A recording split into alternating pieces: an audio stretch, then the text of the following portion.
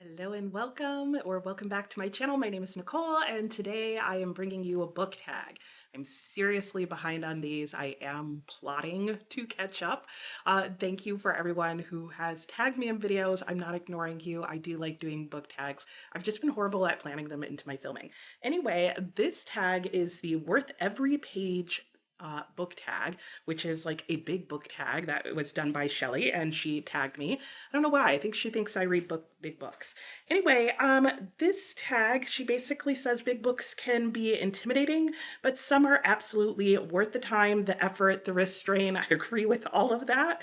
And in this tag, you are to share 3 or more books that are around 800 pages or longer, which, by the way, Shelly, what happened? Most of your books weren't over 800 pages, and you know you read some. Anyway, whether they were emotionally sweeping or intellectually satisfying or just wildly entertaining, these are chunksters that proved their worth. So I am going to share a handful with you today, and I can't wait to do so because I love myself a big book. And I've just brought myself over here to my bookshelves today so that I can literally just pull them off the shelves. The first one I'm going to share is Nickleby by Charles Dickens. This comes in at 816 pages, probably longer in this mass market edition. Yeah, in this edition, it's actually 966 pages. And this is a book that I would definitely say is worth your time. I like Charles Dickens, and I feel like a lot of people are at least semi-familiar with his work. This is one of his earlier works, so it's on the lighter side. I feel like it has a storyline and a plot that a lot of people would enjoy, especially if you like subplots and a lot of things happening in your books. And if you've read Charles Dickens before but haven't read Nicholas Nickleby, I feel like it also harkens back to, as well as foreshadows, some of his other popular works, particularly David Copperfield and A Christmas Carol. And I feel like even this cover gives some vibes of that. So this is going to be book number 1. I didn't mention, but I am going to go from the shortest on my list to the longest. The next one, however, is a work of literary fiction, and that would be Paul Auster's 4321. This is following the story of a young man and the 4 sort of ways his life could go. And it looks at like all the little things that happen on a daily basis that could determine who we become as we grow up. So it's also kind of a coming of age story, which I always enjoy. I was really surprised by this book. You follow, like I said, 4 different versions of his life, and I wasn't sure if I was going to like every single one, and I really did. They all came out very differently. There was one perspective that I kind of questioned, but I don't feel like I have enough information to judge whether or not it was an accurate portrayal of that particular perspective, but I still thought this was a good book. I liked the themes that he talked about. I tabbed the crap out of it, and this book is 880 pages, and I could have kept going. I really would have followed this character to the very end of his life, and you know, for it to be the same person over and over again, it did not feel repetitive. Each of the different versions of his life were distinctly different, even though he still kept the character more or less so in the same area, and I was still surprised at points as the book went on. The next book I have, I can't actually find my edition of, and I'm really hoping I didn't unhaul it, and that would be Trinity by Lyons Uris. This book is 894 pages or so, so we're quickly approaching the 900 page mark. Let's be honest, we didn't start that far from it. And this was a book that was really insightful to me. I feel like I learned a lot about the history of Ireland. I was going to say in a few short pages, but that is totally a lie. If you like plot-driven, action-based novels, this is one for you. It is a work of historical fiction, and the pages just go by because the characters are so well drawn, and you just want things to work out.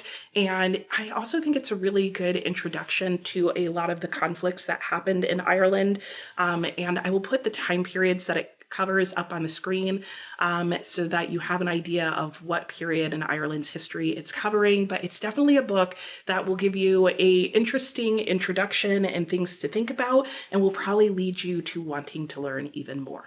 And coming in at 896 pages, well, It's got to be David Copperfield. Can you already see him over here? I have a whole shrine, if you didn't know, to David Copperfield. This is so far my favorite book by Charles Dickens. Like I said, it is in some ways similar in feel to Nicholas Nickleby. This is the better of the two books, in my personal opinion. And I absolutely love this book. I could just go on and on and on about it, but I won't in this case. And it shows up in just about every single book tag video I do. In fact, I have one book tag video where all my answers were this book, so you can go check that out if you want. Anyway, this is a book that I just enjoyed. I felt like the first time I started to try reading the book that it started out slow, but then somehow I started it again a different time and it clicked, and I loved every single freaking moment of this book. There was not a page that I didn't want to read. I'm not sure there's a page I wouldn't reread. There are so many chapters in David Copperfield's life that I would just read again. In fact, anytime people mention a name or a reference, I just have to pause and think back to those moments. If you have not read this book and you like a coming of age story, or you just like a good story of someone just going through their life, slice of life type of thing, give it a try. 992 pages. I've got science fiction for you, and that would be XX. I feel like I don't hear a lot about this book, and really more should be spoken about, and it really should be spoken about more often. This is a book that talks about a possible first encounter when a radio signal comes to Earth from outer space. And the book and the story goes on from there. It is so intelligent, really involved. I would consider it hard sci-fi in terms of you are really getting information about the technology and how things work, and sometimes a deep dive. There's typically some character there who, like me, is an idiot when it comes to science fiction and has no idea what the other characters just said and says, wait, what does that mean? Like, can you summarize that for me? So if you need that sometimes in science fiction, it's here. It's not constant. It's just enough. It's well done. It's also ergothic fiction. The author was a graphic designer, is a graphic designer probably still. There's also an audio sample that you can go and listen to that sort of gives you an idea of what this would sound like, the radio signal they get. So many interesting things, really interesting plot, very tense, exciting moments. And yeah, I just loved it. I loved every page. And I have to say, of all of these long books, this was probably one of the ones that did not feel like it was 992 pages. If this intimidates you, do know that there are probably 15 pages of like actual text, and then it's typically broken up by some more of the graphic design parts and ergothic parts. And that helps keep the pacing of the book moving. And do know that like you will have like pages of weird design that when you flip through the book look crazy. And I know some people are like, that's just a waste of paper and printing. No, it makes sense in the context of the book. I actually gasped in this book when I got to a blank page at one point. I was like, oh my gosh, because I knew what it meant. So if you want to be surprised by a blank page and not angry about it, read this book. The Arabian Nights, 1001 Nights. I have read volume 1 of this book, which is 1008 pages long. There are 3 volumes. You don't have to read them back to back to back. And this is a classic story of Scheherazade sharing a different story every single night for 1001 nights. I forget how many nights you get in the first book. I think it's like 600. If you like embedded narratives where you have a story within a story within a story, this is the book for you.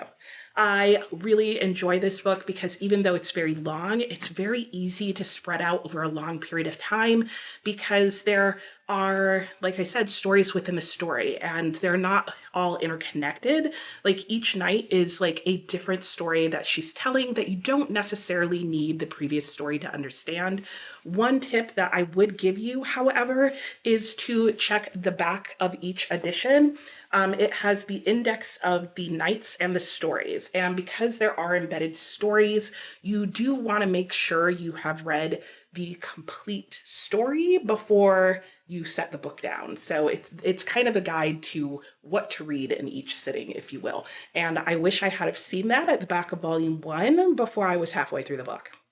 It would have just been helpful in terms of dividing the stories up and spreading it out. But these are really exciting. You're not going to like every single story in here, but I think this is a good way to feel like you're reading a really long book or a short story collection and have a lot of really interesting stories. I feel like it's a book I could recommend to anyone because there's going to be multiple stories in here that you really enjoy. 1,088 pages. I have Stalingrad by Vasily Grossman. I would also like to mention that most of these books, if not all of them, are books that I have read just this year. So I have other videos where I talk about other books that are really long that I really enjoy, but these have been my favorite so far this year. Stalingrad. Yeah, if you like War and Peace, read this book. If you loved this book, read War and Peace. They're not exactly the same, but Vasily Grossman did intentionally model this book off of War and Peace, so they have a lot of similar feels. You start with a huge cast of characters. You start to realize that it's just one family you're predominantly following. You have scenes that are like just society or social life, though in this case, you're going with more of a working class family, and you get to see a lot of the different classes in Russia at the time of World War II. And but you go back and forth between that and being on the front line with the characters. The other thing that is great about this book and its characters are the fact that Vasily Grossman himself was actually a frontline journalist, and so his characterization of what life is like on the front line for both the soldiers as well as the civilians is so immaculately done. The writing in this book improves as it goes on. You do need to get the New York Review book edition if you want to read this in English, or at least I would suggest doing so, as my understanding is that it is the only complete edition in English and it is worth every page. I finished the last 200 pages of this book on audiobook because I was traveling, and I so regret that. I just like, this is a book that is worth reading physically every single page. You're not going to want to miss a moment. You're going to want to hear about every character that's introduced and what happens to them. I did have to use a family tree. First, I created one and then I found one online, and that helped significantly in my understanding of who was who and how they were each related. But as the story goes on, they get repeated so often and reintroduced in terms of how they're connected that you won't lose track in the end. And I really enjoyed this read. So the last two are based on size, but I thought were worth sharing because they are huge books, but you just can't read them abridged for a variety of different reasons. But the first one I'm going to talk about is The Count of Monte Cristo. This is 1,276 pages, depending on your edition. This is the Penguin cloth-bound edition. I do have the paperback edition as well.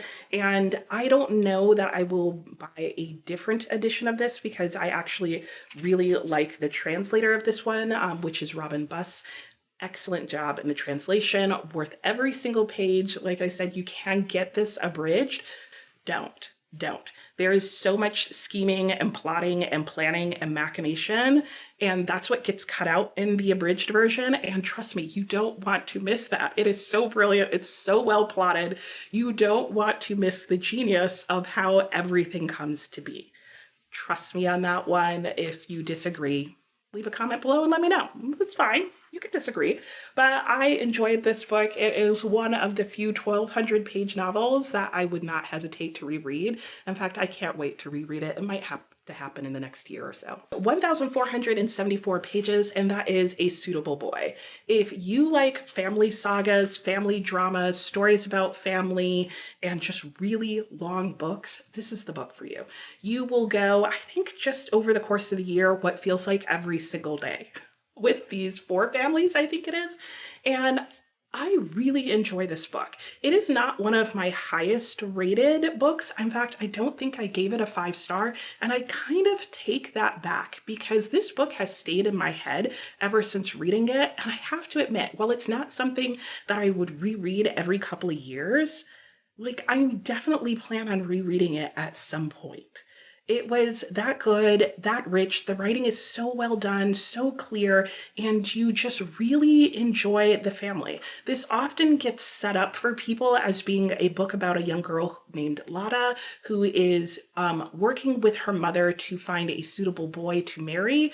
If you go into this book with that premise, you're going to be confused about 100 or a couple hundred pages into it, because you're going to wonder what happened to Lada.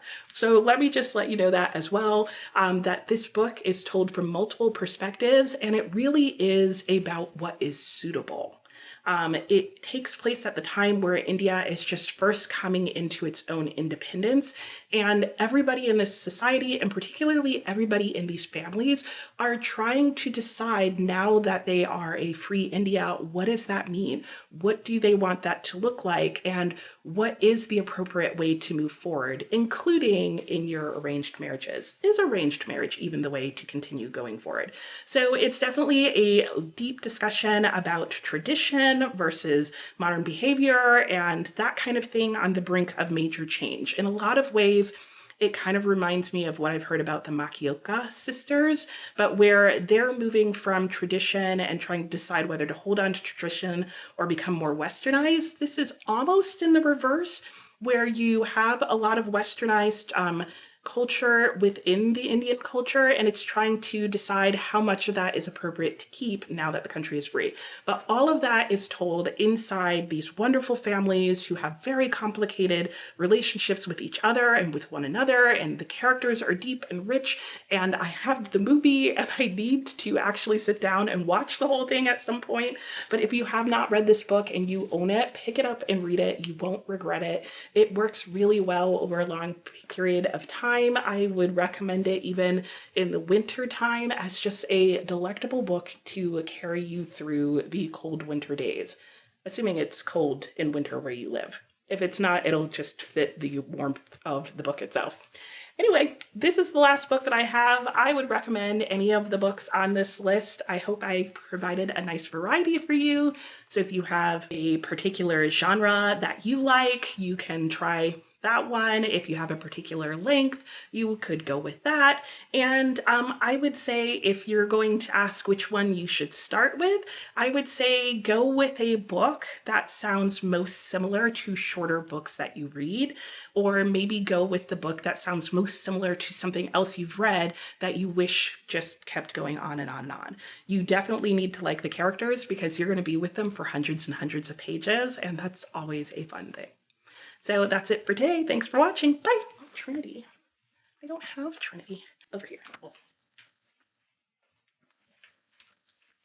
I do all my tag videos like this because it's so easy to just pull the books on and off the shelf. What do we have next? Ooh.